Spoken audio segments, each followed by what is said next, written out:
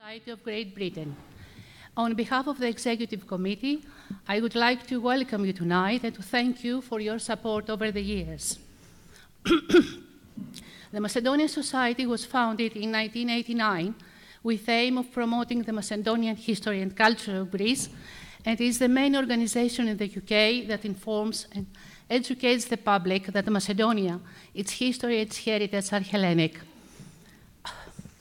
The Society is following very closely the recent developments in the Macedonian issue and the negotiations taking place between the two governments. As one of our main objectives is to educate the British public about the Hellenic heritage of Macedonia, we're planning future events to highlight that Macedonia has been an integral part of Greece throughout history.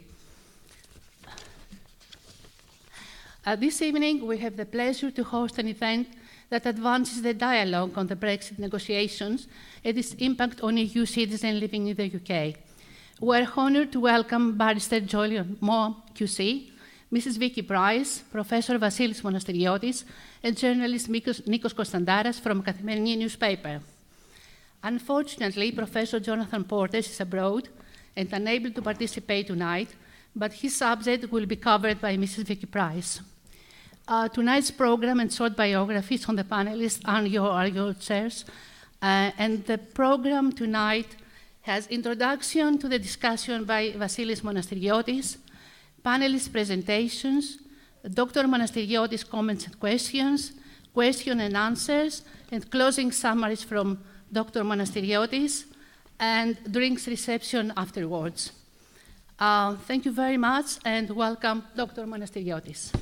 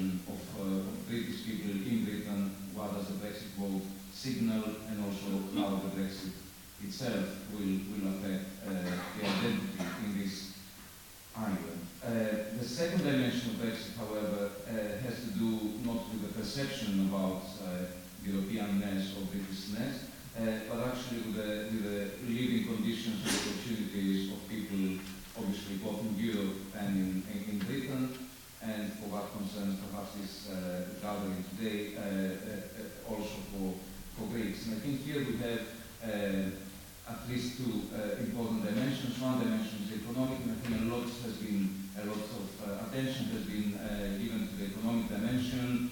Will Britain be able to strike new trade deals with the rest of the world that will be more beneficial, that will generate more jobs, growth, regulatory issues? Will Britain be more independent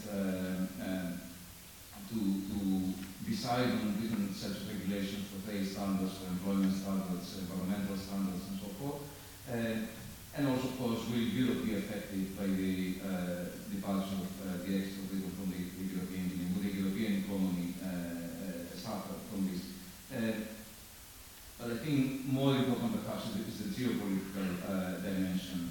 There has been historically quite a few differences of opinion between the, as we call it, the continent and Britain on foreign policy issues, on big questions about whether the European Union needs to have a common defence policy and a common army. So there has been many disagreements in the past. However, the participation of Britain in the European project and in the European Union as it became more and more institutionalized and integrated has strengthened the European Union. It has strengthened the European Union politically, geopolitically, in terms of trade negotiations, in terms of prestige, even in terms, if you want, with regard to cultural diplomacy, or the influence that arts and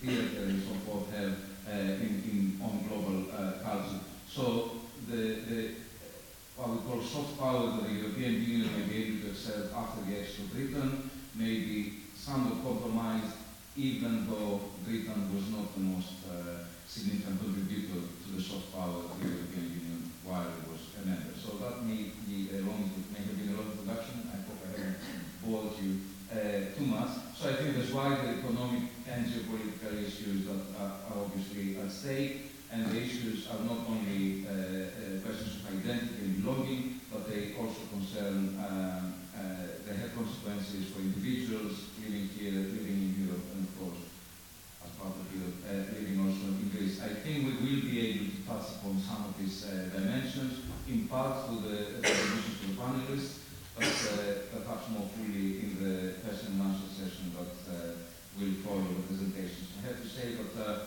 our first panelist, Jolyon Maugham, will have to leave early with apologies, so we'll start with his presentation. We will open up for maybe 2 or 3 questions, then we'll have to excuse him, and then we'll continue with the other presentations. We can pick up the points, some of the points from the earlier discussion also at the last session of the Q&A.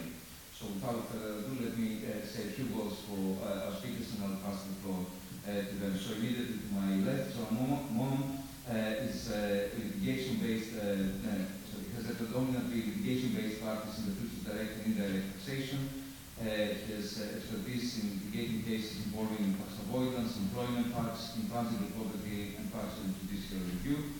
He's regularly invited to comment on tax issues by political broadsheets, magazines, and TV, including Financial Times, BBC, Tax Journal, and others. He has a LLB in European Legal Studies from the University of Durham, and an MA in Modern Literature from Barrister Jolyon in London. He has served the Council's Equality and Diversity Committee for a number of, at the Bar Council's Equality and Diversity Committee for a number of years, and he exercised value in tax policy matters. After Maugham's presentation of the sort of Q&A, we will pass the floor to the second speaker, Nikos Konstantaras, who I imagine many of you know well. He's a columnist for the newspaper Kathimerini and a contributing op-ed writer for the New York Times International Edition. He is the founding editor of Kathimerini's English edition, which is published as a supplement to the New York Times in Greece and Cyprus, and he edited it from 1998 to 2017. He was managing editor of the Greek edition of Kathimerini from 2004 to 2017 as well. He studied ancient Greek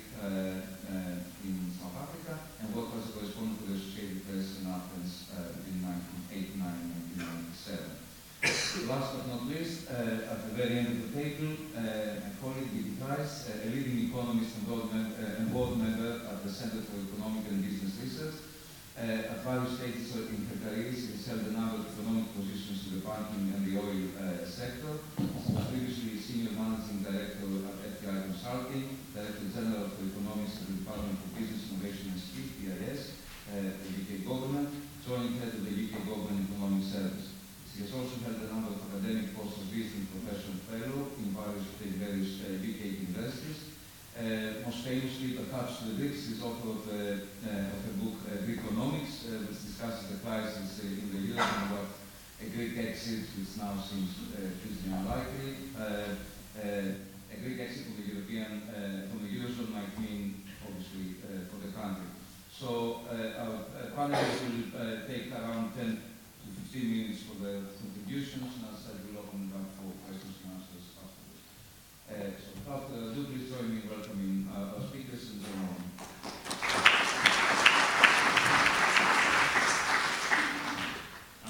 Thank you very much for that very kind introduction. One of my ambitions this evening is to be less boring than that, but it made me sound. I can talk to you all about tax, would be thrilled to hear.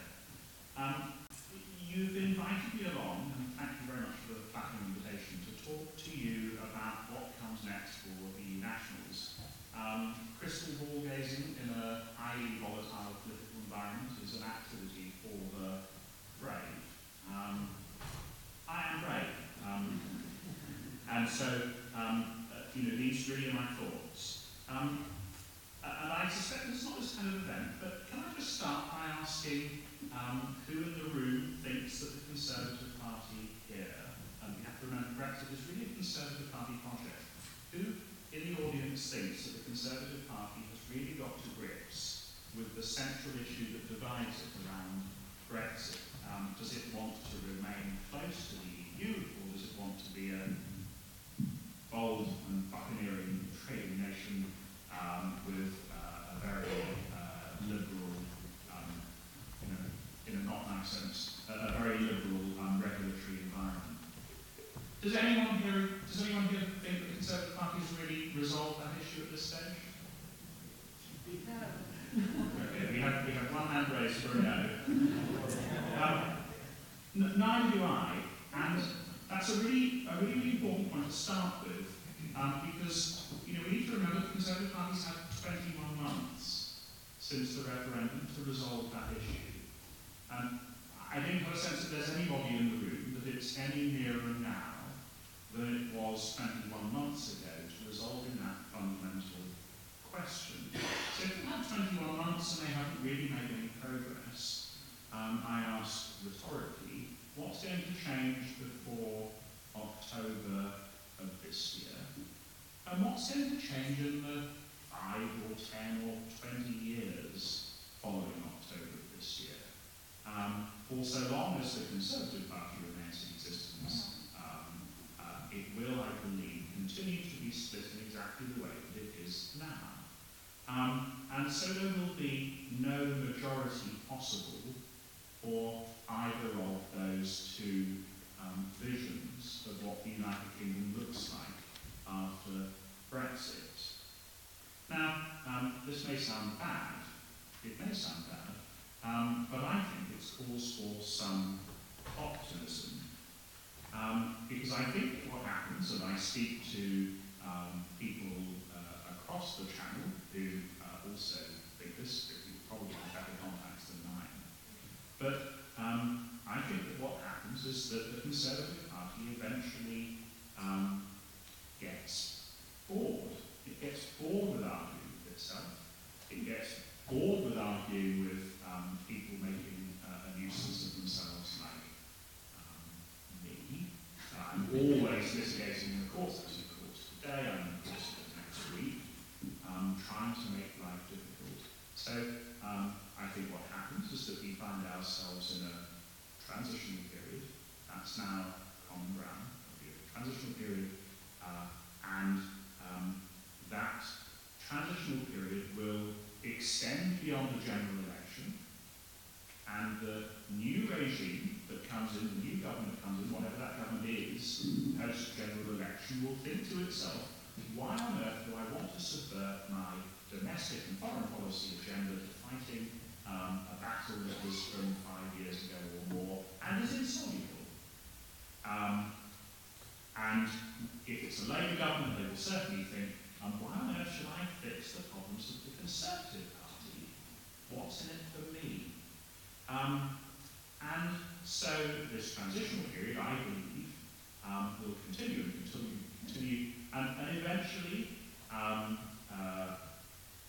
we will contemplate the possibility that we either become an EFTA state and join the EEA, or we become a fully fledged voting, participating member of the European Union again. So, and there are various legal mechanics by which this might happen. There might be an association agreement, you might just say a transitional period, but the machinery doesn't really matter, because what is driving this is the politics, and what is driving the politics is that there is no majority for any vision of Brexit. So the world that I see is us being shuffled into this little ante-room, call it what you like, call it a transitional period or implementation period, or call it an association period, it matters not, whilst we get even more bored with fighting about Brexit. And so there's quite a lot of jockeying for position around what the terms of that transitional period should look like. And I believe, at least, that the smarter analysts are focusing a lot of attention on getting that implementation period right. Not because they care especially about what happens in the 2-year or the 18-month time frame of the transitional period, but because they are preparing for that transitional period to be the model for the future relationship, for the medium term between the United Kingdom and the EU. And so there's a new draft withdrawal agreement published by the EU today. And the most interesting bit in it, if you follow my analysis, is part 4, which deals with the transition period. With that very lengthy, those very lengthy preliminary remarks, let me now come to address what all of that analysis means if you are an EU citizen, a Greek citizen, living in the United Kingdom. What does it mean for you post-Brexit? Well, the good news is that the transition period basically preserves all bar one of the rights that you presently enjoy in the United Kingdom. You continue to have access to the Court of Justice, to protect your rights. You'll continue to have the right to live here and to move here. Your rights won't be restricted in any material respect bar one. And that material respect is this. You will lose your right to vote in European parliamentary elections. And this is gossip, it's amusing gossip, it's interesting gossip, but it is only gossip. What I'm told is that it's the United Kingdom insisting on that.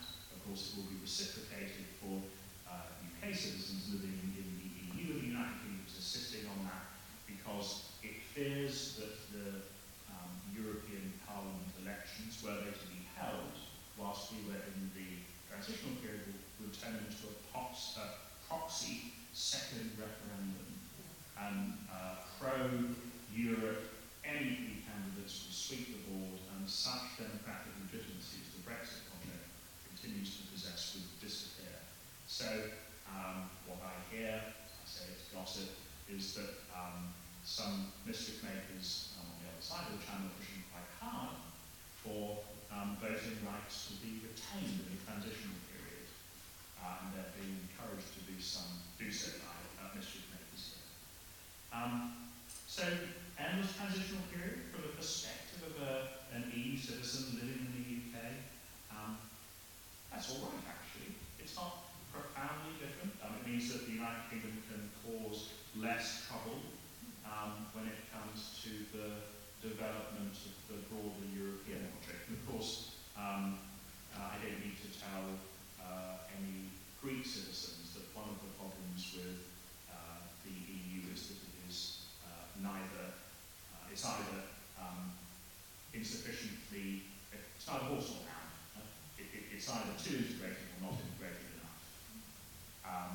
And if that project is to be progressed, it might be quite a good idea if the United Kingdom were stopped from sitting at the voting table for a period of time. So that's my base case. Things continue much as they are. What happens if that theory is wrong? I have a fallback. So one of the pieces of litigation I've been pursuing is a case that asserts that UK citizens have the right under Article 20 to retain their EU citizenship post-Brexit.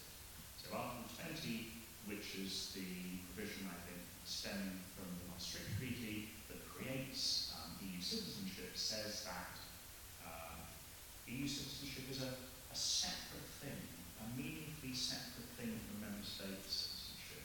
And I don't understand how it can be meaningfully separate if the consequence of the loss of your member state citizenship is automatically the loss of your EU citizenship.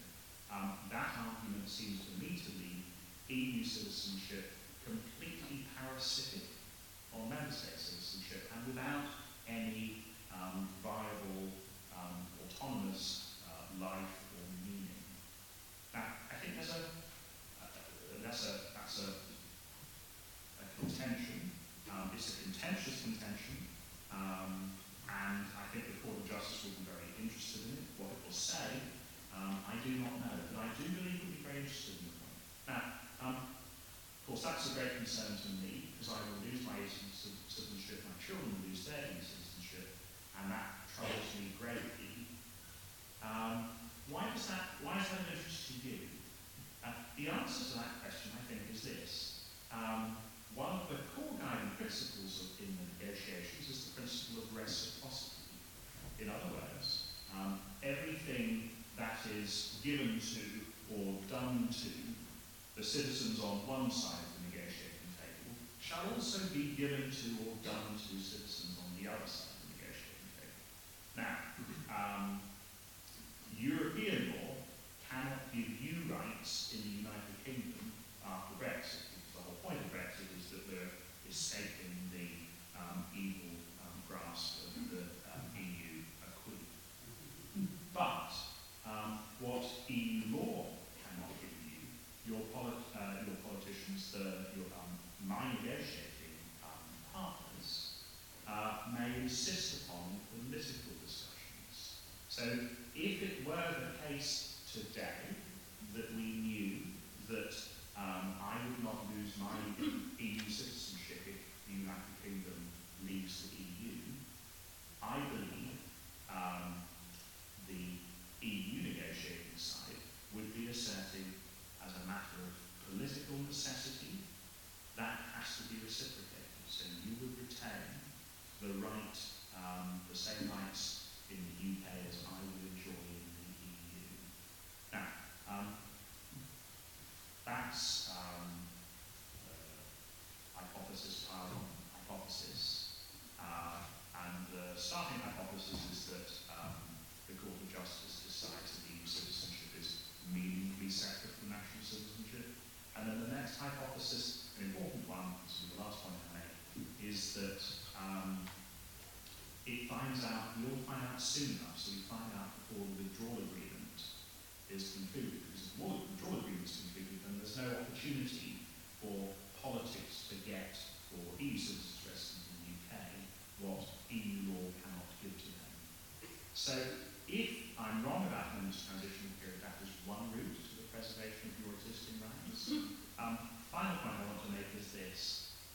You will all have read those dreadful stories in the newspapers. Some of you may directly have experienced what those dreadful stories in the newspapers are about, namely the increasingly hostile and aggressive attitude of the Home Office to foreign nationals, including EU nationals resident in the United Kingdom.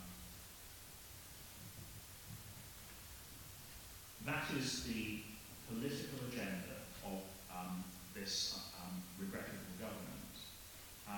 The way in which we tackle that political agenda, I believe, is by raising the political cost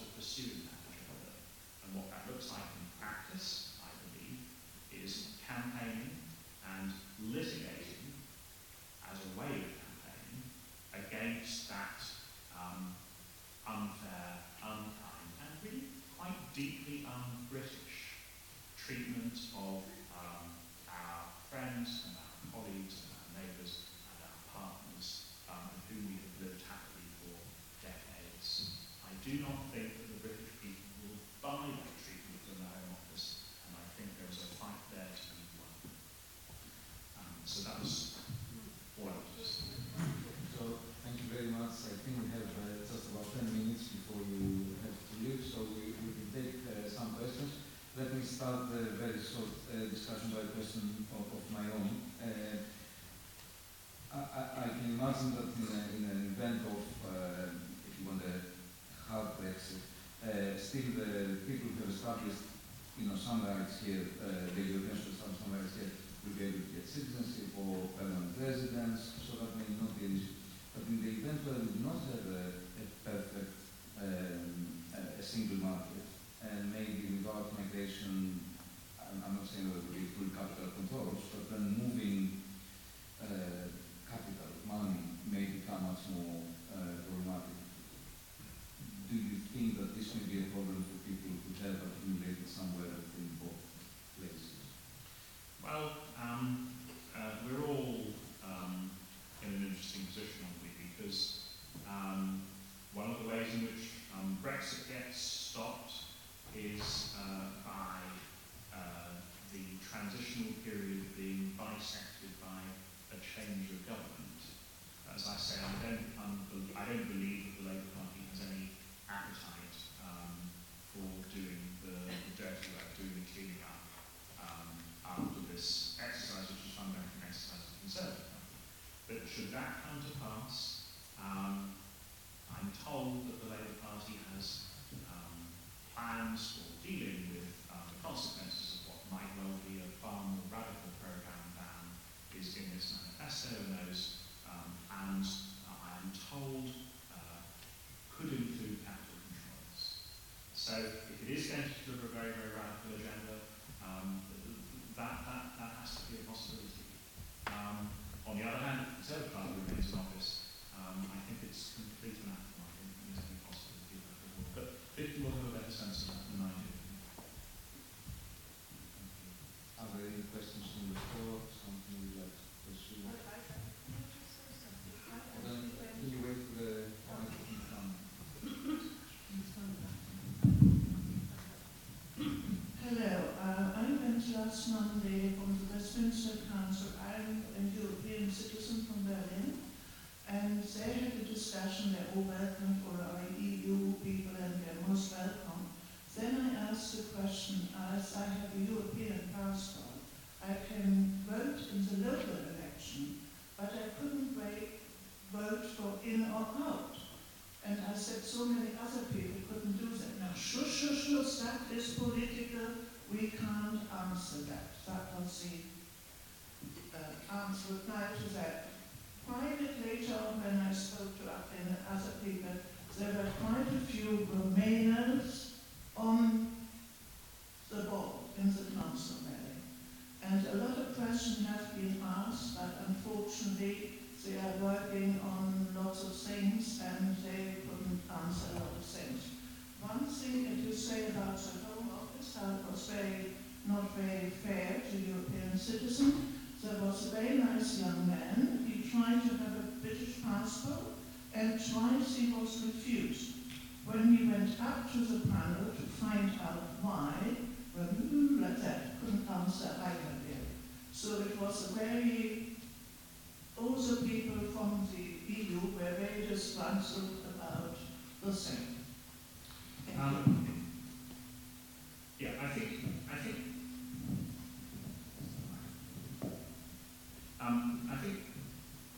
one of the things that's happening is that we haven't really taken this stuff sufficiently seriously. I'm not sure how to do that. It's the other one first. Is that okay? And one of the difficulties that we have is that the Home Office is doing an awful lot that we don't know about. It's not in the media. The government is delivering a political, a rather unattractive, and I personally think rather xenophobic agenda without much political cost. I very much hope that we will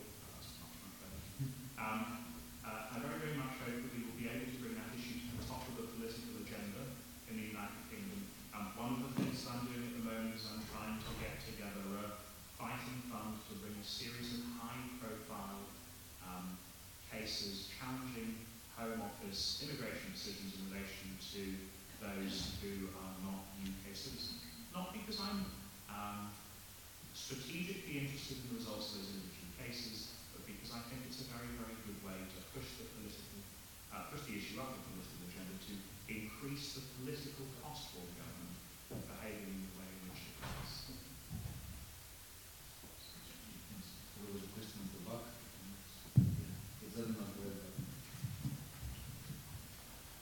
You presented the current situation as a split in the Conservative Party, but would you not agree that it is also to some extent a split in the Labour Party, with at least two MPs, Frankfield and Kate Hooley, being Brexiteers, and also a split with Labour Party voters, especially in the north of England.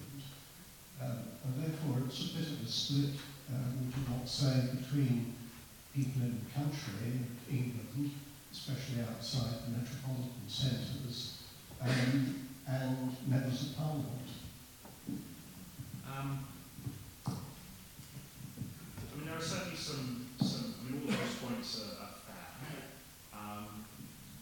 Of course, if you're just about managing to stay in government, in minority government, it's your internal psychogram that is writing the history books of tomorrow for the United Kingdom. And what's happening in the Labour Party is not of primary concern. Where I think your point is especially well made is that if the Labour Party was able to come out for continuing membership of the single market, I think they could deliver that result, because the Conservative Party, those at least of it on the sort of social European model side of the Brexit argument, have a wing, and that wing is sufficiently big that if they were to vote with the Labour Party, the government would fall. So certainly one of the things that I try to do in my campaign is to put pressure on the Labour Party, increase the political cost of the Labour Party of holding the line that it does. Because I think if the Labour Party would come up with the single market, that's where we would, I believe, undoubtedly end up. But we need to get there. The other point I'd make, I think very quickly, is that those issues that you attribute to people like Kate Hooley are also, of course, present to a greater or less extent in the Leader's office. But I'm not too pessimistic about that, because my sense is very much that Jeremy Corbyn and John McDonnell, if faced with a choice between power or Brexit, will certainly choose power. Whereas the really strongly pro-Brexit wing of the Conservative Party, if faced with a choice between power and Brexit, would, I believe, certainly choose Brexit. So, your point is right. There's a lot of moving parts. Obviously, everybody is split, and is split now as we were almost 2 years ago. Thanks. Shall we take one more question? Yes. Here. No, here.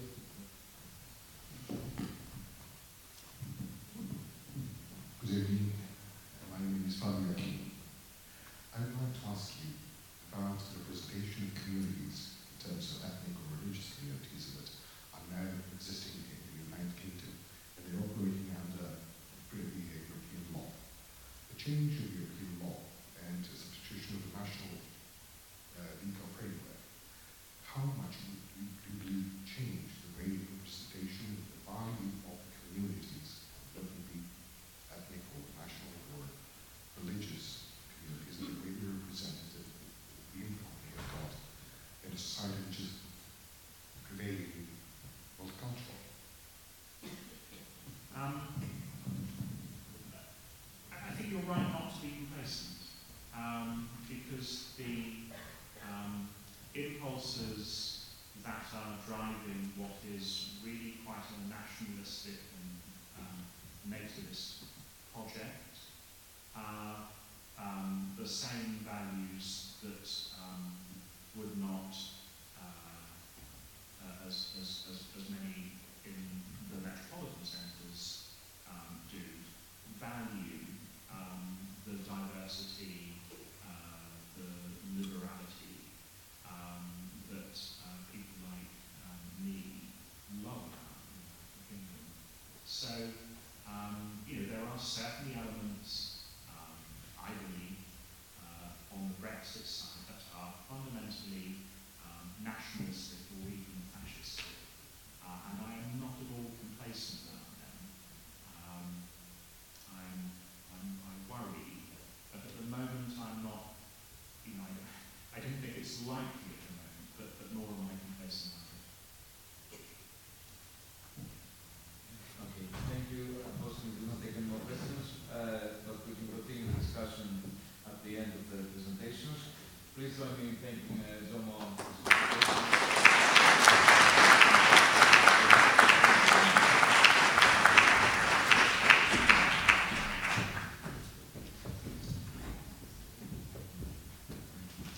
We'll continue with Nikos Konstantaras. We're going to move away from the legal and the questions about litigation. I think Nikos will speak more on the social and if you want personal dimension of what Brexit means, and then this will be followed up very quickly on the economic dimension.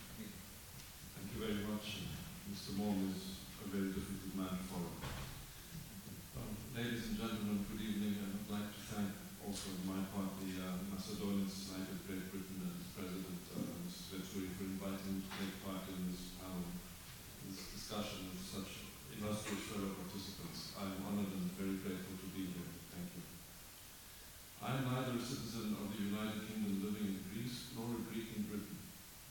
At first, as I considered the topic of tonight's discussion, I wondered what I could contribute to the great debate rate in this country as it negotiates its divorce from the European Union and as it considers its future outside the Union. And then I thought, these are the thoughts that I, as a Greek in Greece, have had to consider over the past 8 years as my country has clung to the edge of membership continually. We had to wonder, what would life be like for us if we were suddenly outside of the Union? What would change? What would happen? What would our relationship be if we were like the satellite, this moon, we were imported in an entity that we called home for all these years? So there was a very dislocating feeling there that we had, and it hasn't quite gone away, and it's, I think that people in Britain are beginning to appreciate that as well. So I approached tonight's issue as a European citizen who's concerned that if his country finds itself outside the Union, it may face even greater difficulties than it has faced before. And I hope that some of these concerns may shed some light on the issues that will interest or affect people in Britain. And I hope that my ideas are not presumptuous or out of touch. I follow Britain, but from a distance. The more I thought of the issue, the more I thought that the people of the two countries may have differing perceptions of themselves and of their country's relationship with the European Union, but they also share common concerns. And I believe that there is much room to improve the already excellent relations between the two nations as they both enter these new chapters in their history. I'll be mentioning that a little later as well.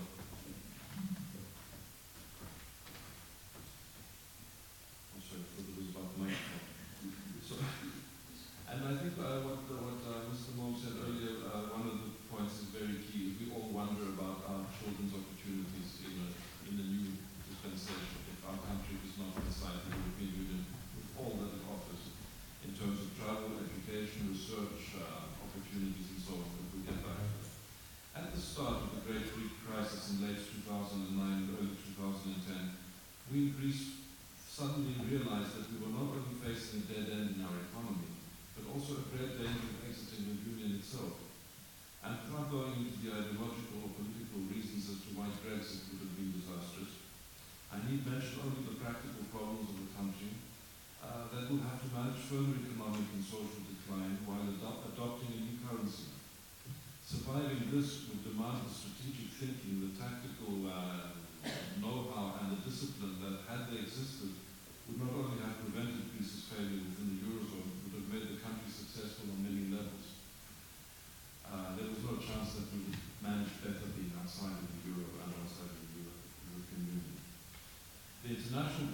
did help prevent an exit from the Eurozone.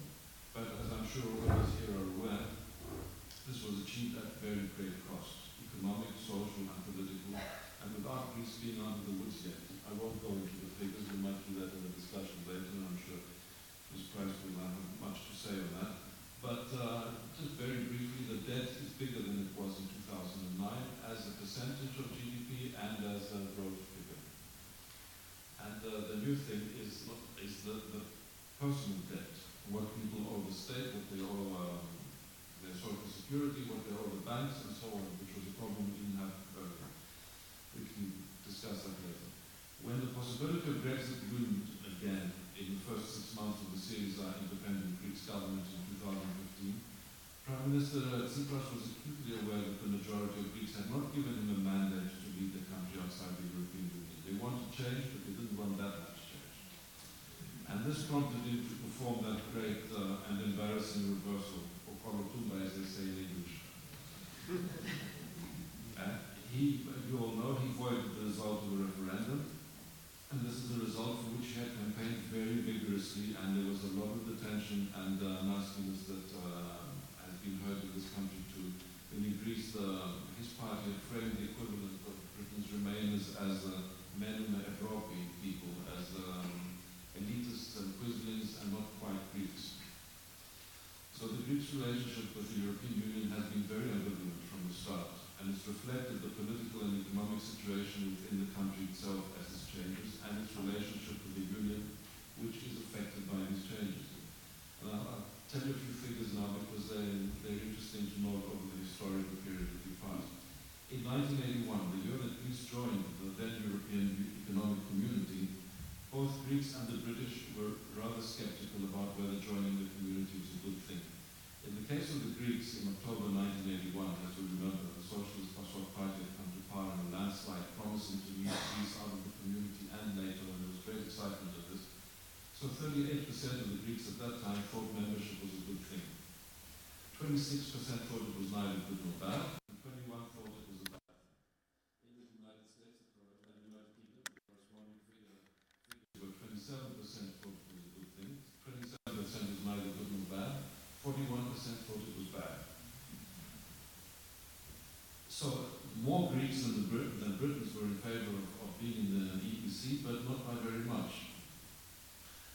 They stayed with the Greeks. They did their own kolotumba at that time. And these are figures from the Eurobarometer of the time. After that, as the Greeks saw the benefits of membership through the subsidies that came into the country, but also through an improvement in governance, it might not have been very valid, but people were saying now becoming European. By 1990, some 75% of Greeks thought that being part of the European Union was a good thing, with only 8% against it. Remember that in 81, 27% thought it was a good thing. A few years later, 75% thought it was a good thing. And then in 2004, when Greece was at its apogee, when we had the Olympic Games in Athens and they went well, when Greece won the European soccer title, which was even more exciting, with membership of the Eurozone, 82% thought European Union membership was a good thing. This is the high point. When the crisis hit, these figures dived, with 58% of Greeks in 2010, when they realized we were in crisis, expressing negative thoughts about the EU. And yet, even then, they placed their hopes in the Union.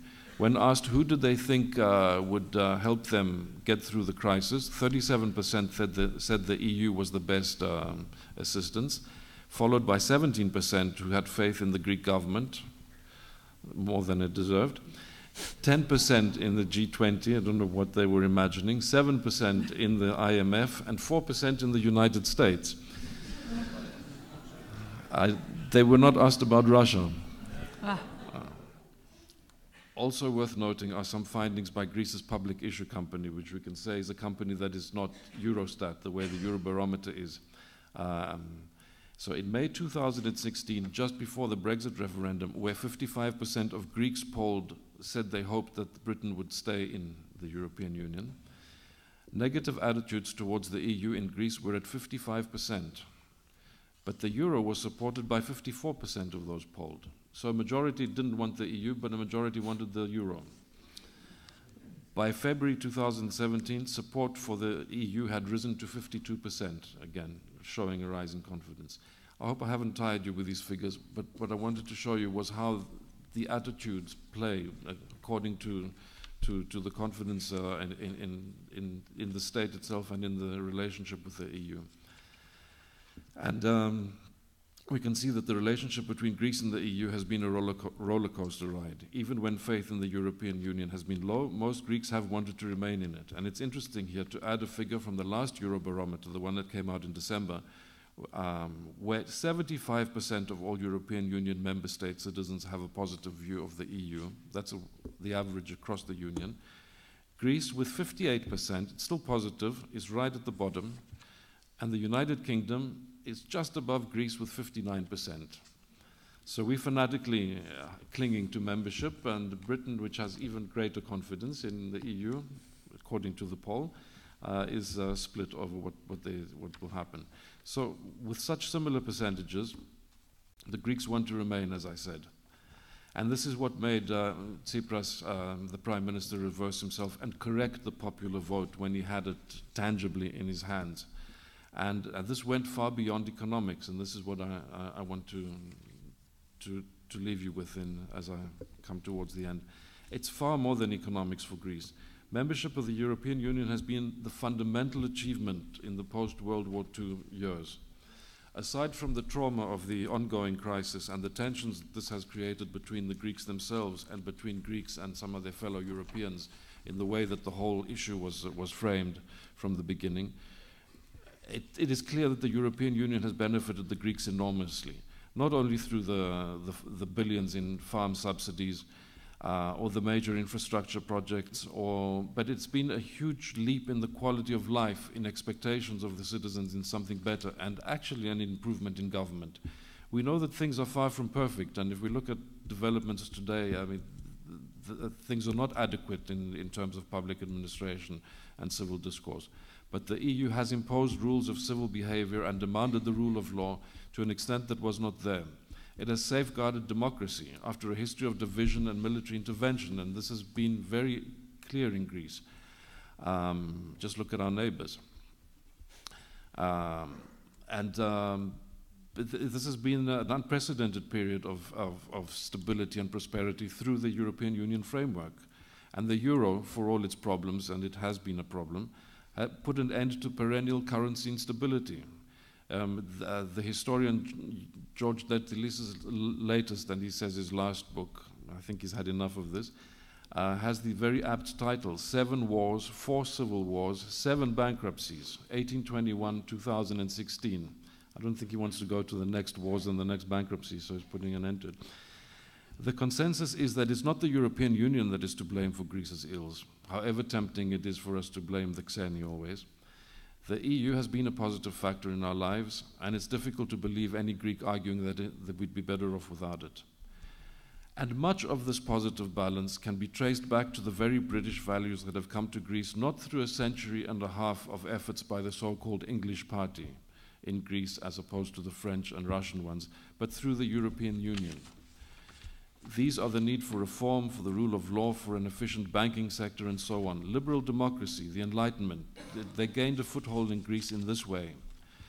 And though the battle between the forces of division doesn't end, and at times it seems vain to hope for it, the European Union has offered protection at many levels and also made us stronger. In Britain, by definition, those who want Brexit believe that EU membership weakens Britain. What lifts Greece, they see as a burden to their country. I will not get into the arguments for and against Brexit. I'm sure you have enough of them already.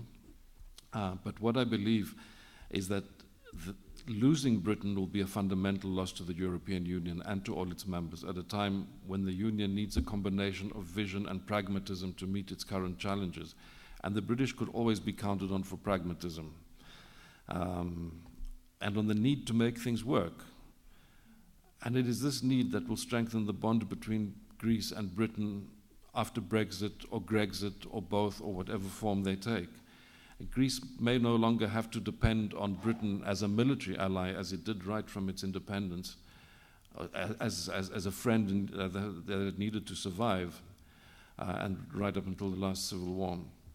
But the two countries share much, and they have to defend their ties in education, in culture, in the arts, in tourism, in shipping, in trade, in defense, in health, everything that is there. In all sectors already, thankfully, there are people and agencies on both sides working on new opportunities, strengthening these ties every day. There is the potential for a special relationship. I don't want to take away your friendship with rapidly disappearing United States, but we can have our own special relationship, where both countries will benefit by providing opportunities to their citizens to move around freely, whether working or retired. European Union, whether working or retired, and this is one of the things I'm thinking of, is that Greece has a very rapidly aging population. Britain has, we'll talk about that, many opportunities to expand into that. So the European Union membership, when it came to Greece, brought a new equality between Greece and the United Kingdom, which was not there before, and it facilitated relations at all levels, and those levels have grown stronger within the European Union, and they can continue to grow stronger, because although we're very different countries and with very different perceptions of ourselves and each other, and our history is different but intersects very often, as you know, we do know each other in a very, very almost intimate way, I think, more than other countries share. I think from ancient Greece to Hercule Poirot, I mean, Agatha Christie is always a hit in Greece. And I think that as long as there are people of goodwill and understanding on both sides, and there are many, Greece and Britain will continue to build on their shared past. And if I may have a minute, because I had some thoughts when I was reading this on the plane, and then the best part came to me, is that what the Greeks can learn from the British. One of the finest minds of Greece of the last century was Yorgos Theotokos, an intellectual and writer. And he, although he'd been educated in the French way, he said that Britain had reached a superior model of political freedom. And he hoped that the alliance between Greece and the UK would facilitate the transmission of this model to Greece, something that had not been done in the previous 100 and so years. He worried that the Cyprus issue would tear the two countries apart, and we know what happened. But these he named as the absolute respect for the principles of liberty and the rule of law, the love of tradition, freedom from dogma, the ability to adapt socially, economically, and politically, avoiding violence and dictatorship. And I'd like to add, we'd also like to learn civilized behavior in soccer stadiums. I mean, I compare West Ham's almost ritual pitch invasion on Saturday with our armed intervention on Sunday, which you're all aware of. We could also learn about the assimilation of immigrants and multiculturalism to the extent that it has been a success, plus its problems. We'd like to know how to control oligarchs to the extent that they are controllable. We should learn to manage our own real estate rather than buying in Britain all the time. I learned the tricks about that. We should become more pragmatic in exploiting opportunities and facing challenges. We need to be extroverts in education, and I don't mean just the very sore point of the Greeks not having non-state universities, but when I've thought of Cambridge and Oxford and how they started out with monks, and I also thought of Athos as it started out with monks and the different directions that they took, each valid, but each playing a different role. And I think that the Greeks and the Britons have many opportunities to look at, whether they remain in the European Union or not. And I come back to this, without one being a hegemonic power and the other a dependent state, and I think that is the good foundation for the future. And I'd like to say what I would like to see the British not learning from the Greeks, and that is arbitrary behavior and haphazard rule of law, confrontational politics and division, nationalism and nativism, giving free rein to the rich and impunity to small vocal groups, having exorbitant taxes without the corresponding services, having a public administration whose main aim is to preserve itself as it is, and of course, don't have a highly partisan news media. And as I mentioned all of these things, I was thinking of the last few months, couple of years, how the situation in Britain has been changing, and I'd like my last word on this to be: look at Greece and its problems and try to avoid them. Thank you.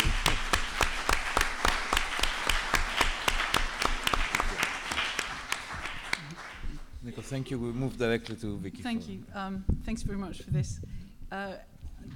However, I think we do indeed have a partisan press right now in the UK. And it's interesting thinking about Greece, which I didn't quite expect your contribution to be quite so moving, actually, about the Greeks. Unfortunately, Greece and its problems was used in the referendum campaign in a very negative way. So it was, look what Europe has done to Greece.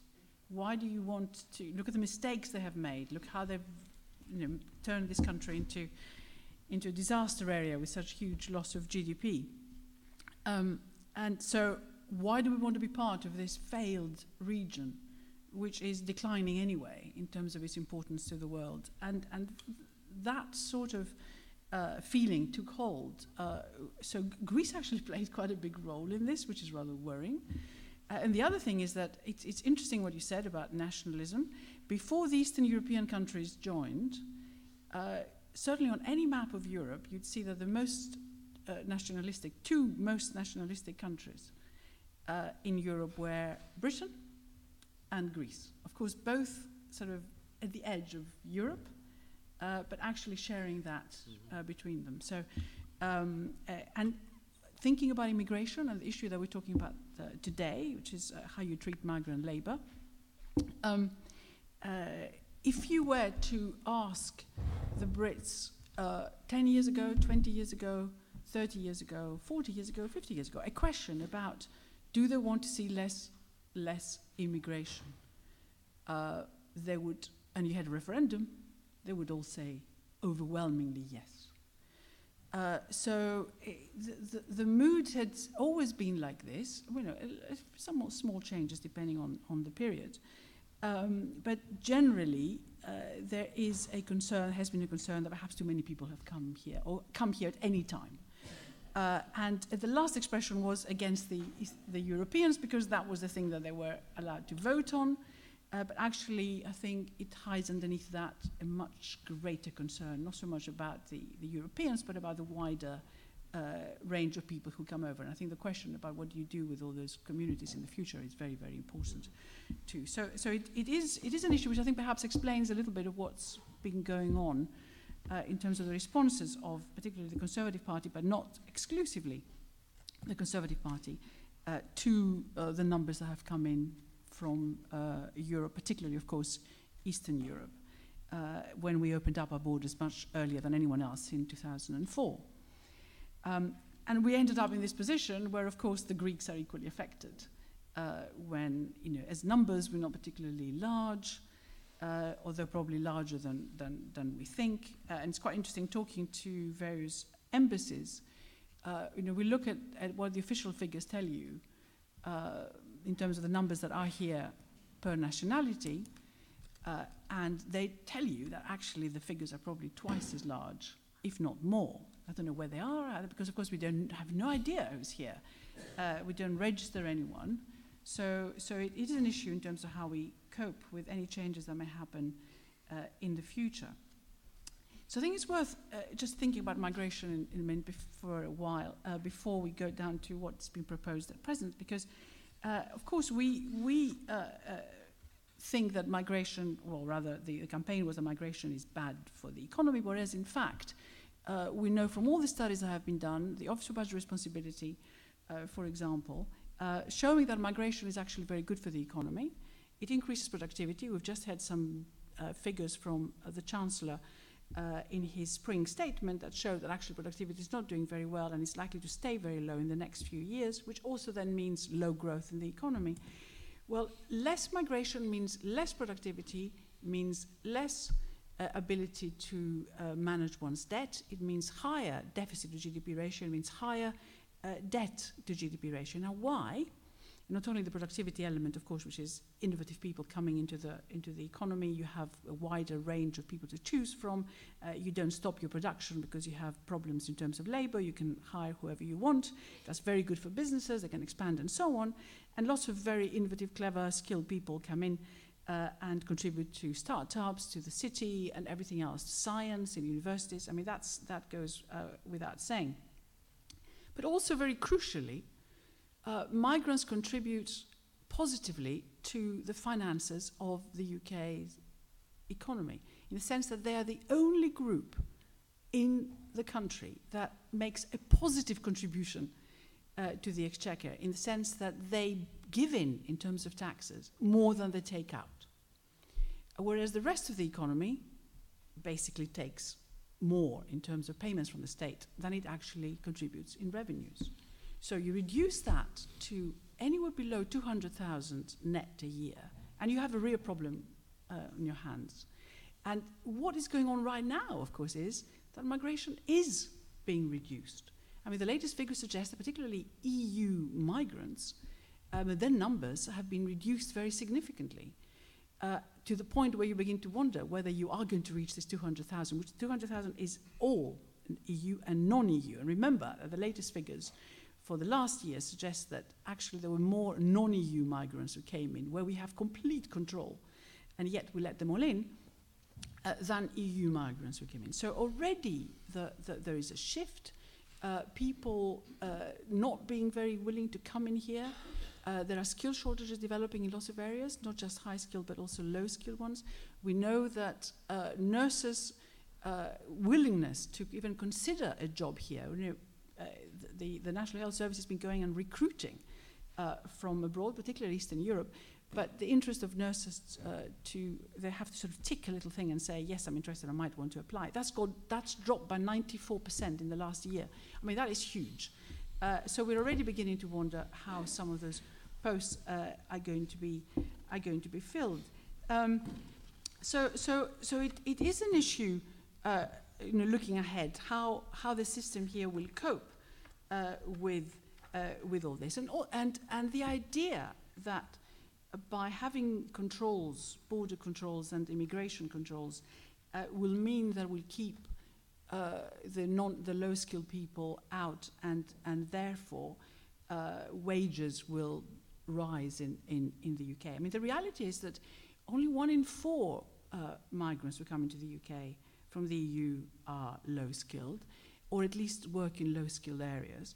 And the truth is that as a result of migrants coming in, the skill level in loads of sectors in the economy has gone up, because a number of them have all sorts of qualifications, and yet they may become Uber drivers, although they may have an engineering degree, or they work in shops where they can actually help adapt systems in a way that actually pushes productivity of particular areas up.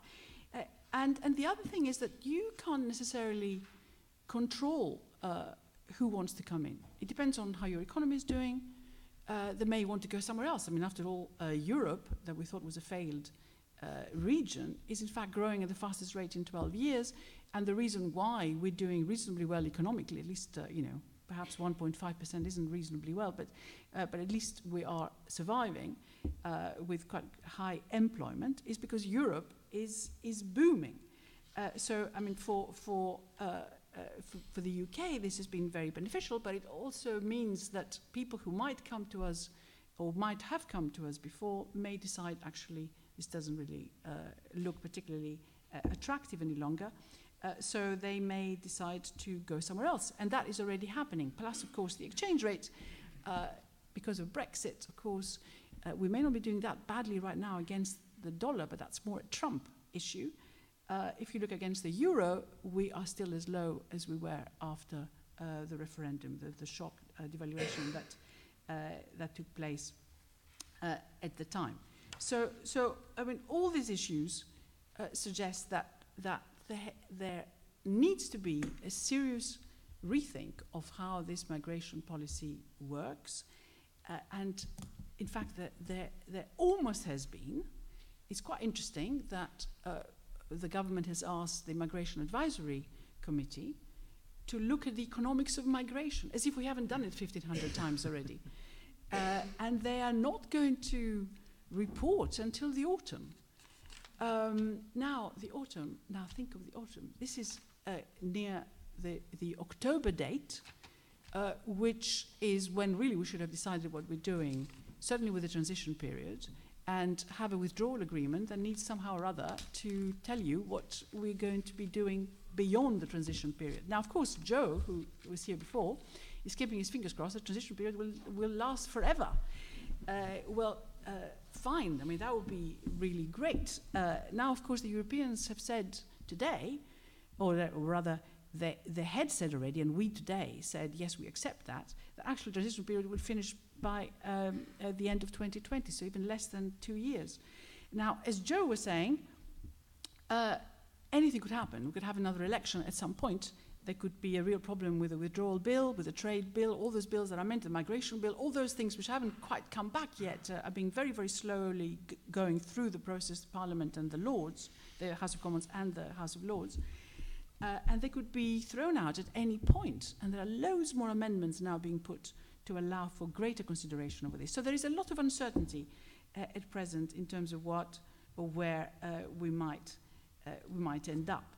But nevertheless, there is a sort of legal framework that is being developed because, you remember, there was an agreement in December 2017, and that agreement said, between the EU and the UK, that those people, all the Greeks, of course, were here, who've exercised their free movement rights before the Brexit date, remember the Brexit date being March 29, 2019. Of course, there could be an extension of Article 50, which is the official letter we've sent to say we want, which allows for 2 years for us exiting. There could be an extension of that. That's another thing which surprisingly Joe didn't mention, but lots of other people are talking about that. But let's put that aside.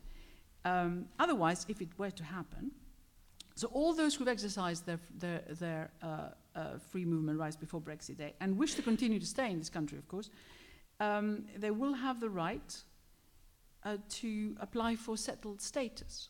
I mean, they don't necessarily have to be here.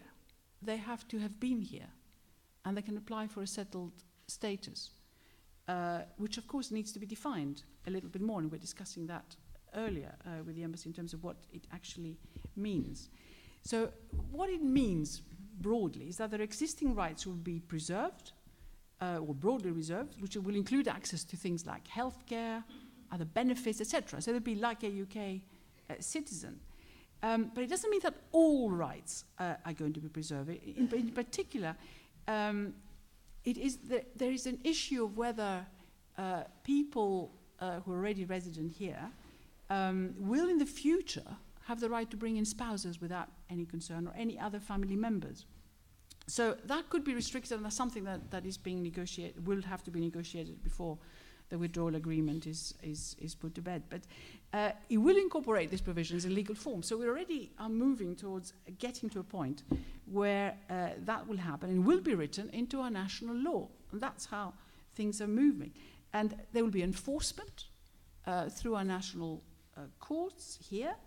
But in practice, I think the general belief is that we are still going to be paying attention and follow the jurisprudence of the European Court of Justice. So there is an agreement that this will happen. And remember, we have this 8-year period during which the European Court of Justice will still be able to say or to act on behalf of EU citizens here if they feel that their rights haven't been properly fulfilled.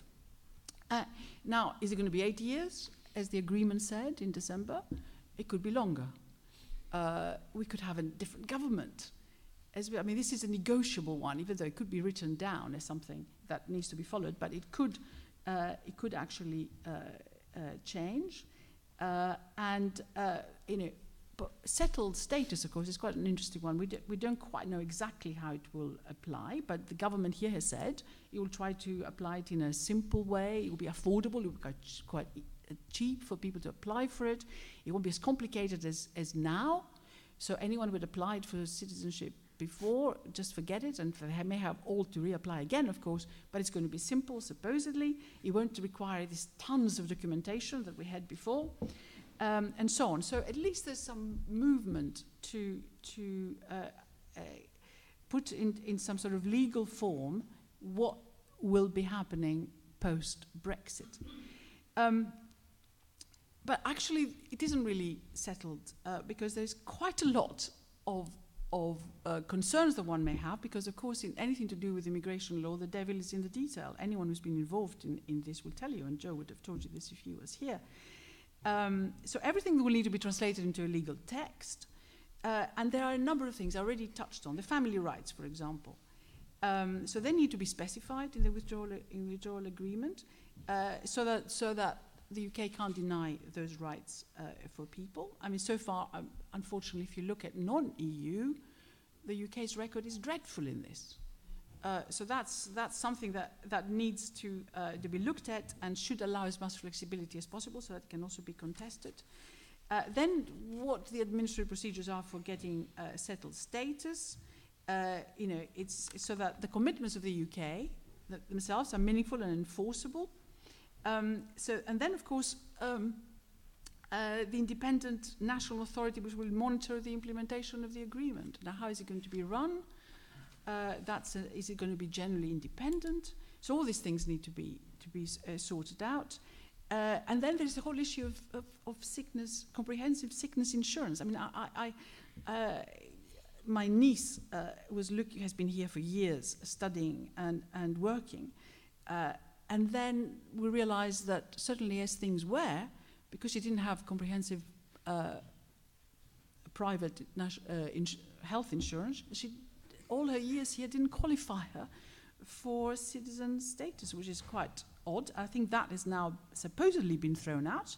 If you look at what was discussed in December, the UK government has made a commitment that this requirement will be waived, but it isn't yet in the withdrawal agreement itself. So another thing that needs to be watched. Well, that's for the longer term. Now, just quickly on the transition period, which is a really important one. I mean, we begged for it because basically we're not ready at all. I don't think anyone, frankly, had any idea how difficult the whole thing would be when they were suggesting to people that, yes, it will be brilliant when we leave and we'll take back control immediately. We're not taking back control. We're basically giving all the control to the EU. There's nothing wrong with that, but it's not a particularly pleasant position to be in.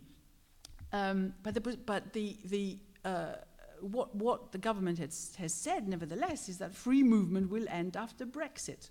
So transition period, nevertheless, means even though free movement will end after Brexit, Brexit 2019, of course, it's not ending at all. The existing frameworks of rules and regulations, I'm quoting this now because this comes from the statement, will apply during any transition period. And if you look, I mean, we talked about the acquis when Joe was here. The position of the Commission and the European Parliament is that the full application of the acquis must be enforced during any transition period. So ECJ and everything else, all that is there. So the question is, how do you reconcile the two positions? Well, I mean, we obviously have accepted that it will operate as is now. So that's good news for any Greek who is here. But the question still is, are there going to be different rules for anyone who comes after Brexit Day? Not very clear. Now, we heard Theresa May say at one point recently that actually, yes, it will. The transition, it will be exactly the same. They have the same rights when they come. And it's one of the points that the Commission is going to insist on. Good news if they win, because I think that makes a huge amount of sense. Otherwise, you end up with this incredible thing. I mean, just imagine what you do with all the European citizens afterwards. I mean, the truth is that right now there is control, if you like, in the sense that everyone goes through passport control when they come in. So, and you can register people if you want to. But let's assume that people register after Brexit date. So you have the people who registered and people who haven't registered. Then you have people who get settled status and people who don't have settled status. People who come during the transition period, or people who've been here for some time, went out, came back, and have to prove that they were here before. It sounds nightmarish. We're not very good at bureaucracy. We don't know how many people we've got in this country. We haven't got a clue. But for a long period of time, we weren't taking any notice of who was coming in, who was going out. And we've only done it for security reasons. So bureaucracy will increase, or will supposedly. As it is, we're having great difficulty coping with what we've got at present. And there will be huge confusion as to where you belong. Who goes and registers, who doesn't, how long have you been here, can you prove anything? And if we're really seriously saying that the documentation is going to be very simple in the future, anything that differentiates people quite so much is not going to lead to any clarity at all. So, nevertheless, we have this transition period. It may last forever. And Jonathan Porters, who isn't here, but I'm doing his little bit, has sent this little note to me about what the worst case and the best case scenario is. If I can just read that quickly, then we'll get into the time. So, the best case is that the withdrawal agreement is agreed in October. We have to do that because then everyone has to vote for it. And it's signed in March, okay, before we leave. So the Home Office puts in place new, much more user-friendly registration system.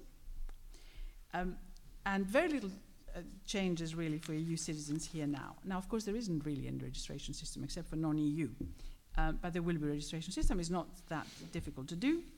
And the transition period means everything goes smoothly. Okay, this is his best case scenario. This is Jonathan dreaming right now. And the UK and the EU then negotiate a long-term deal which allows continued labour mobility, even if not free movement, after 2021, so that strong links continue.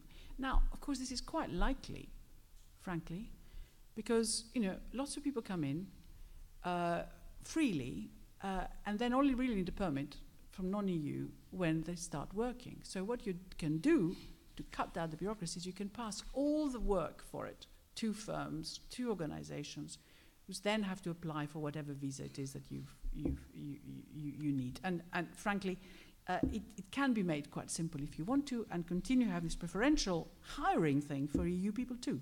It's not beyond the possibility that we could achieve. So that's the best case scenario. So we end up more or less, with EU citizens as preferred citizens who come in easily and get jobs without us worrying about it. Then you wonder, why on earth did we do any of this at all? The worst case is that talks break down. Of course, it matters a lot in terms of people who come in, but it also matters hugely about the economy more generally. And the question then is, does anyone really want to come and work here, frankly? But anyway, by March 19, there is no signed withdrawal agreement. This doesn't mean EU citizens living here will be deported or lose their jobs. Well, who knows? But Jonathan believes, and I think it's right, and it's a shame that Joy isn't here, that they will be protected because all the relevant directives form part of UK law. And remember, we're bringing them all in to the UK law structure. That's the process of this. We're basically importing everything that we were doing under EU, and then we decide which ones to keep and which ones we won't. But there will be a sort of policy limbo if this is were to happen. And it would go on a long time, and the political tension could be rising. And that actually is very, very uncertain for anybody who is here. And the relationship with the EU is very bad, is the way he put it. Actually, that's pretty constrained by Jonathan.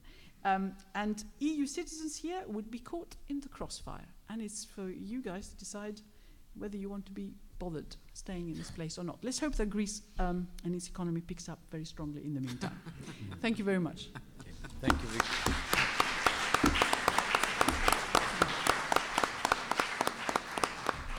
Right, I would like to open it up directly to questions from the floor. We have a mic somewhere. Yes? Can we take a question? We'll start from the very front here.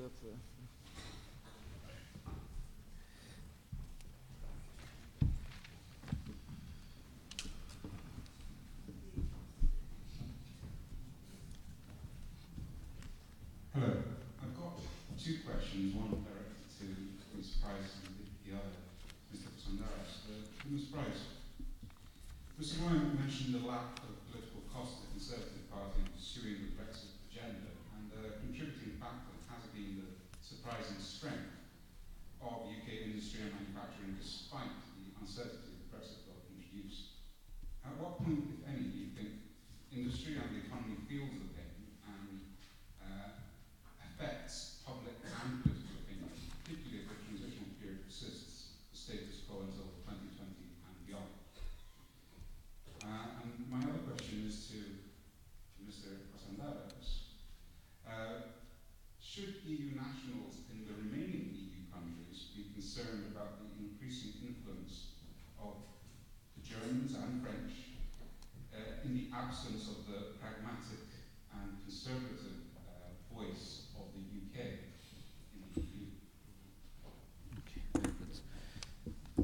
you like Okay, to? well, Yeah. I'll start on the first one. Well, it's interesting what's been going on, because, of course, the people who are in favor of Brexit have been using the fact that the economy has done reasonably well as a way of saying, well, see, there's nothing wrong with Brexit, it's all going to be fine. But the truth is, of course, that we are growing here in the UK at a very slow pace. So 1.7 last year. If indeed the OBR, the Office of Budget Responsibility, is right, it would just be 1.5% this year, 1.3% next year, 1.3%. So this doesn't create any real sustainable growth profile for anyone. And of course, with investment being low and so on, that is an issue. But given that the world economy is booming, and we have one of the highest, sharpest increases in world trade that we've had in ages, manufacturing has indeed benefited. The fall in the pound has helped, but we should, in theory, be doing considerably better. Instead, we are at the bottom of the league in terms of our competitors, the bottom of G7, and if we believe the OECD, we're at the bottom of the G20 in terms of growth. Now, at what point will it start affecting people individually? I mean, what's happened already is that the consumer is under real pressure because inflation has been rising and wages have not to the same extent. So disposable incomes have been declining for a number of quarters. There is already an understanding that things are getting worse for individuals, and real wages, as we know, have not increased since the crisis. Businesses are beginning to say, if we're going to be continuing to prosper, we need the customs union. So they're already putting pressure for that. So the Labour Party is talking now about a customs union. I think with that type of the financial sector thinks they're going to get mutual recognition. They won't. So there's going to be a lot of push to do something to stay close to the single market.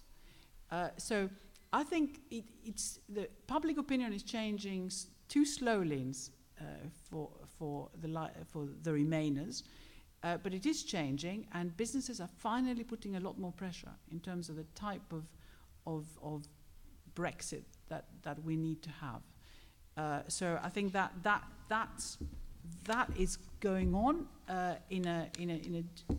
in a slow way, but finally they're waking up to what the implications of this is, and they're being very much more voluble than you can hear them a lot more than before. And if you open your newspapers, the partisan ones or any, it's now full of bad news about the economy, even though we're still growing. About retail outlets closing down, about the pressure in various areas. Yes, manufacturing doing well, but construction not doing so. House prices falling, which is what's happening right now. So it's beginning, I think, to filter through normal media a lot more. I mean, if you can find me a positive story of the last few weeks, that would be quite useful, since you are a journalist. So, over to you. Interesting question after what I said earlier about British pragmatism. I think that what may happen now in Europe might be beneficial for Greece. President Macron's proposals are, in my mind, in the right direction in the way of governing the monetary union. They will not all his proposals, they won't come to fruition because Germany will not give in to that. But usually we would have said that Germany is the hard cop in the story. But this is a very different Germany now that they're forming this government, and that gives me hope. First, that they will change their policies very much in terms of the very strict austerity that they were demanding, and even if it doesn't change in effect because we're quite far towards the end of the program. There still is debt relief and so on to be discussed, and there might be a new climate in that. But for me, the most important part is that we have this government in Germany, and it's a government that is more centrist than German governments were in the past. The SPD came very much towards the center, and the CDU went very much towards the center, so that they could meet. And I think the most important thing that this government can offer right now is to show that a centrist government can still function. If it does function, I think for me the big what's at play here is if they can be a good government for the Germans and then play a positive role in the European Union. So it's sad to say, but it's almost irrelevant whether Britain is there or not, because this is the big bet that's being played. And I think that the biggest danger right now comes from Italy, which is too big to ignore anymore. I mean, I remember watching Italy's debt costs rising a few years ago. Just after Greece, it reached the level that Greece had to ask for help, and it was just such a big problem that everybody said there's no problem. It was too big to tackle. Now it's very big at all levels. So the French German axis, if I could say that, will be tested very, very severely now, and we'll see what comes out of that. I don't know how the British would have helped if they were more vocal about that, and there are a whole lot of problems that the EU has had to face that were the result of British pressure to have that kind of policy, whether it was the rapid enlargement without preparation, whether it was the very close relationship with Turkey, was all these opting out and keeping things separate. Those worked politically in Britain, but we saw the results on the EU. And it was so interesting to see in the referendum debate Turkey being the boogeyman. Whereas it was the UK. Whereas it was the UK that had insisted that a relationship move in that direction very rapidly. I hope that answers your question. But the same with Eastern European workers, because we opened our doors first, Yes. and then complained. I'd like to take pairs of questions, if possible. But can we start here? Can you pass them? We'll take a couple of questions and then you answer. I want to thank you very much for this presentation. We heard about Brexit that didn't happen and Brexit that almost has happened. Of course, these are two totally different issues, but the important issue about this is that Brexit did not happen because it would be an economic decision, while Brexit happened because it was an economic decision.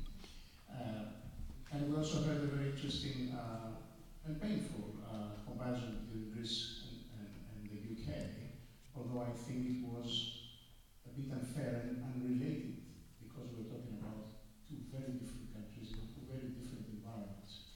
But my question is the following, and I don't know who of the panelists can answer.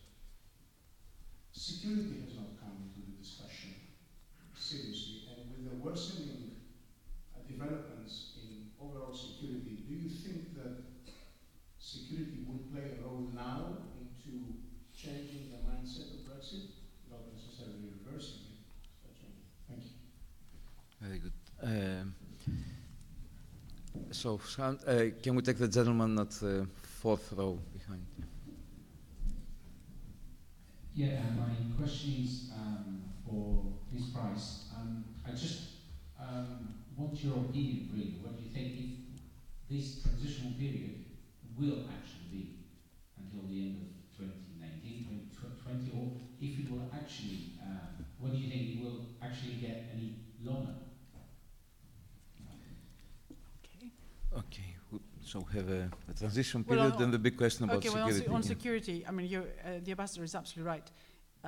This is now coming up on the agenda, and as we know already, between various speeches that Theresa May has made, in her first speech at Lancaster House, if I remember correctly, she said that if the Europeans don't give us what we want, then we'll stop cooperating on security. By the time she did her Florence speech, she had dropped that, like lots of other things as well.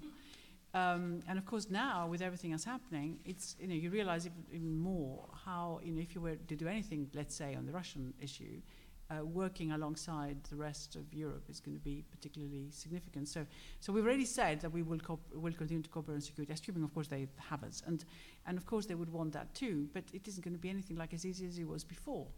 It is, I think, focusing, or at least one hopes, that is focusing minds. But I have to say that I do still think that a lot of the members of the cabinet live in fantasy land in terms of what can be achieved, because we are so significant and important, and after all,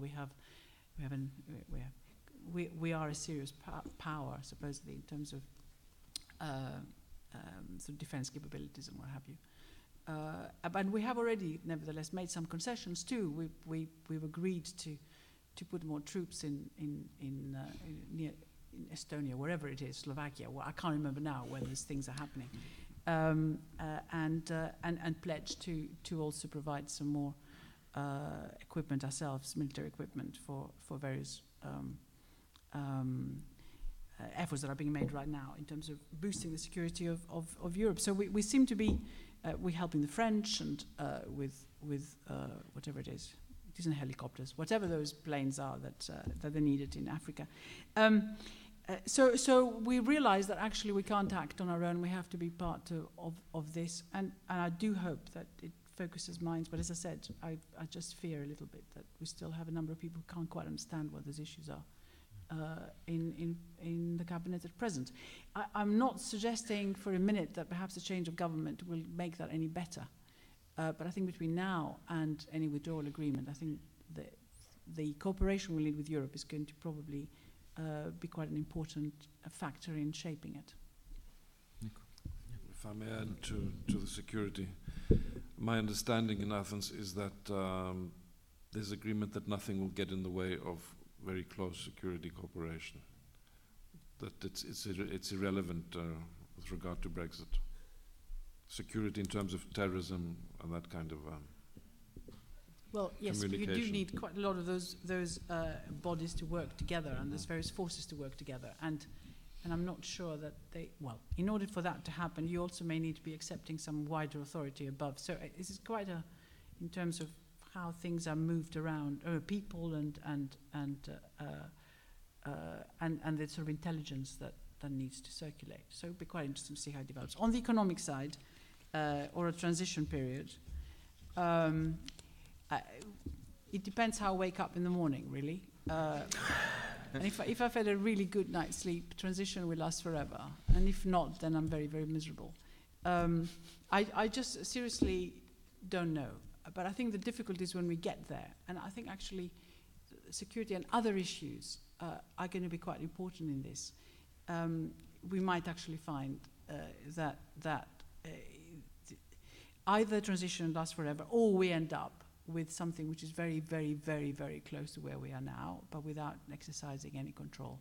So by which I mean really that we end up with some sort of EEA membership, which you can't, you could be actually, even though they said there wouldn't be any more members of the EEA after Norway, but nevertheless we could practically be there.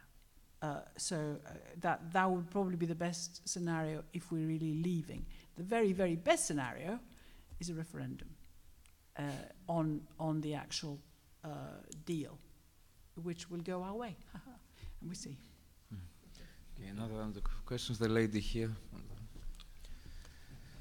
Thank you very much. First of all, I want to declare I'm a Remainer. And there's a reason for declaring that, because I had a couple of thoughts off the back of what Mr. Konstantaras said. One of them is that, British people may be characterised by vision and pragmatism, but arguably that's been skewed, blacked out by the government, which is characterised by a distinct lack of vision and pragmatism in the Brexit context. The other thing I wanted to pick up on was the benefits to the quality of life of people in Greece from their membership of the EU. The EEC as was an EU, which no doubt, but I think for me the focus has to be on the sustainability of that. So looking back and saying, yes, things got better in different ways, but for me, and this brings me to my question, my key concern is young Greeks in post-Brexit Britain. So a lot of Greek people came here with their children, a school age, over the last 5, possibly more years, and their children are now in their late teens and 20s. If we look at Greece now and say the quality of life for young people, the lost generation is what many people say about kids of our age, of 18, 19, 20, and in their 20s. So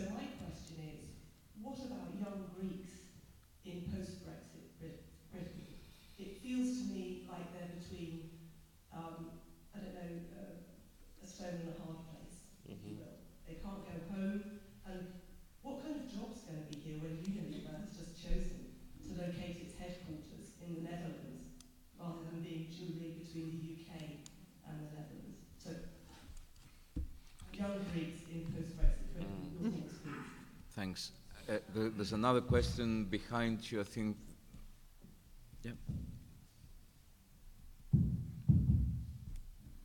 Okay. My background is in psychology and health, okay, and the emphasis on prevention. So my question here is, since so many experts, came up after the referendum, talking about the consequences, dire consequences of the Brexit, and everywhere, ex-ministers, all the experts in the area. I wondered, why didn't all these experts talk about these consequences before the referendum, so that the people who voted for Brexit didn't really think that it's as simple as, say, like, stop the bus, I want to get off. The exit meaning, that it would be much more complicated than that. So they would have saved us all this heartache and all this mess that we are in at the moment. That's my simple question. And also, obviously, since I'm a psychologist, a health psychologist, the psychological damage, this uncertainty that it's doing to people. Can we take one question at the very back as well, and then we answer all three questions, if possible? The gentleman at the very back.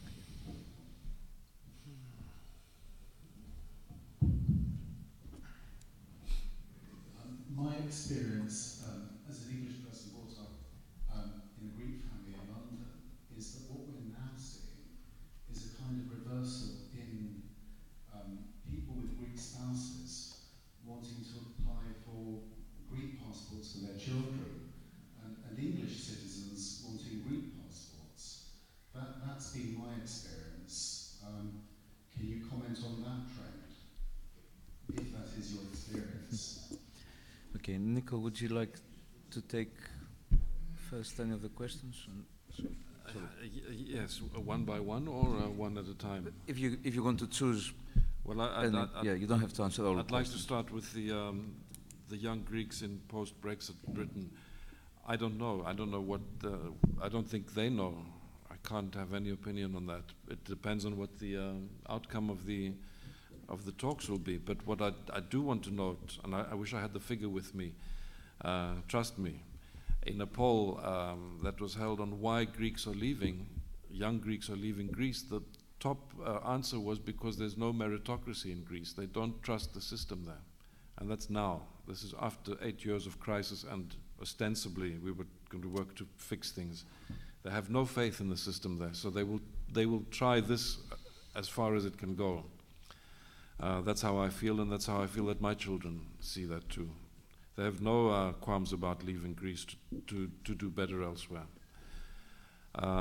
It's a very big problem, I feel, and I come to the second question on that it's psychologically, it's very, very damaging, this thing that is happening, this schism that has come into society. We've lived through that since the beginning of Greece. We said, 4 wars, 4 civil wars, and 7 bankruptcies. They don't happen by chance. There's incendiary political climate all the time, and when the outside factors contribute to that, then the society divides very badly. If they don't have outside factors, then the division in itself is very damaging to each individual, and I think you'll be seeing a lot more of this kind of tension coming out, because when arguments are failing, they become more extreme, and at present I think everybody's arguments are failing. The pragmatism that we mentioned, of course, I had sort of said under the surface that I don't believe that it's there anymore, and the comments that I said at the end, that what the British should try to avoid is things that they're already doing. It was kind of a double irony there. If I was misunderstood, I'm sorry. So people are not told the consequences of the political decisions that they take, ever, anywhere. Were the Americans warned about Trump, other than Trump being himself a flashing light? I don't think that everybody who voted for him wanted what they got. at the end. And I think that's a problem in our politics generally, and I think that's why we have, if I may, I'm going completely off the topic here. I think the reason why we have such ideological problems is because we don't have ideological relationship with public life. People are not taught these things. They should be taught these things at school just as they taught everything else. I see that having raised 3 children, that it was very valuable that they have a grounding in the consequences of actions and the psychological fallout from what is done, either at the very large group level or in the home or in their relationships. So yes, I think the danger is very big from the tensions that come from division. Yeah. Okay, can I just add? The Greeks, the young Greeks, very good question. Of course, the young Greeks have the opportunity to go anywhere in Europe, which is not going to be the case for the young Brits under the worst case scenario of Jonathan Porter. So consider themselves lucky. They should do, actually. In terms of people wanting to become Greeks, that's for the same reason. And of course, it's not just Greeks. People want to be, loads of people are digging up the death certificates of their grandmothers in Ireland. And of course, there are loads and loads and loads of them. I think Ireland's, the embassies are inundated completely with requests, and hopefully they charge a reasonable amount and make up, for, Greece should actually do rather well out of this, I hope. We're all Greeks now, which I think would be fantastic if this was the case, and make some money out of that. In terms of the economics, the truth is that the people were told, and they were not believed. The people who said it, that things were going to be difficult and that the economy wasn't going to do well, were dismissed as experts who know nothing.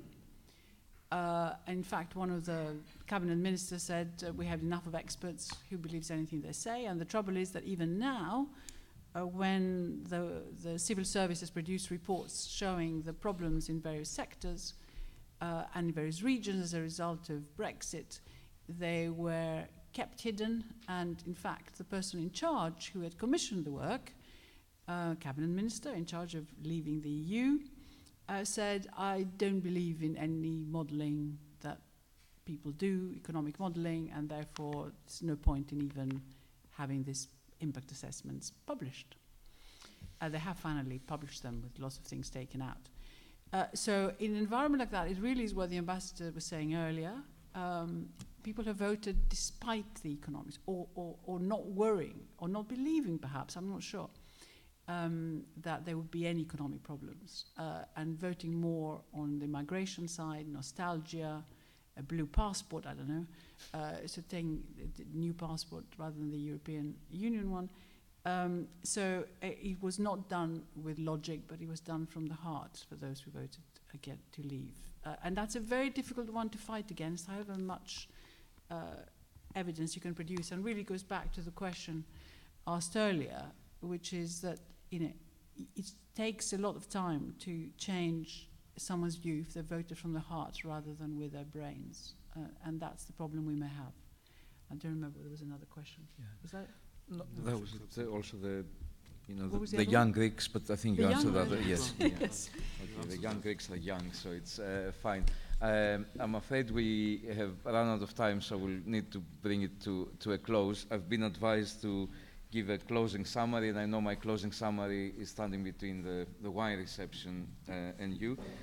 So I'll try to keep it very, very short. I'm inspired by the question about the experts, so I will start from there. The experts have given the warnings, both in relation to Brexit, also in relation to the Greek bailouts, but they have been systematically discredited. And then this, and also in the US in relation to the policies by the current president there.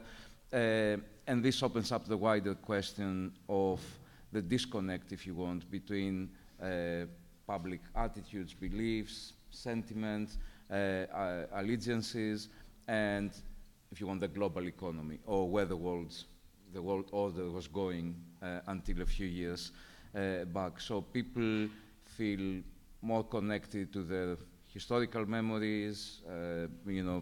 It's not just the blue passport for Britain, it's also what a great empire we were, before we joined the European Union. So it's this kind of, I don't know if it's nostalgia or some innate need to connect to something historical. And I think the same can be applied also to the Rust Belt in the US, parts of France, even in Greece. I think, one can develop this argument. On the other hand, you have something which is increasingly complex also for the experts to analyze, and that's why you also have experts who come forward with different predictions and disagreements. I mean, experts always disagree, but especially nowadays.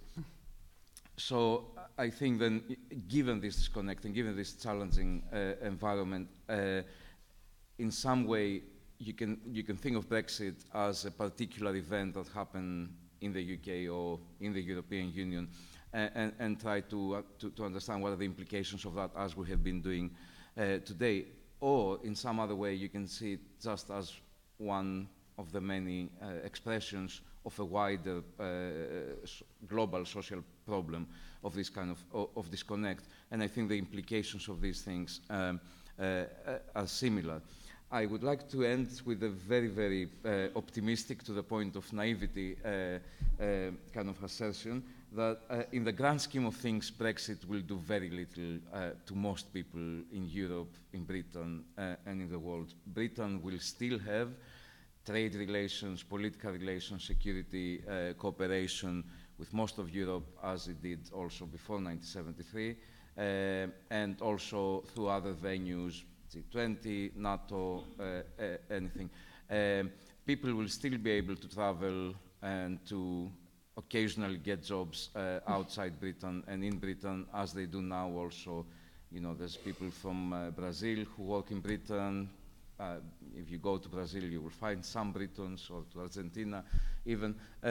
So, we're not returning to a world where, big walls are erected and people cannot move, and we're going to have an autarkic environment like how Albania was a few decades back. Britain is still going to be open, Europe is going to be open, technology enables mobility, people's attitudes enable mobility, despite what I said just a minute ago. So I think in the grand scheme of things, things will not be so devastating as one may put down on paper in a theoretical exercise, even if the transition period doesn't last forever, as Joe put forward. So I would like to keep this thought just in, to put a smile in faces while they're having a glass of wine. We can discuss more things over the reception, if possible. In the reception time, yeah. Okay. Before you leave and set a glass of wine, thank you very much. Thank you very much. Would like to give the floor to the President. Thank you. Please, before you go, yeah. Thank you so much. Gosh, how nice. Thank you very much. It's a what? A Nicholas. Τι εννοείται? Πίτσα. Το Λονδίνο. Ενώ έχω το γυναικείο. Δεν είμαι τόσο απεσιόδοξος.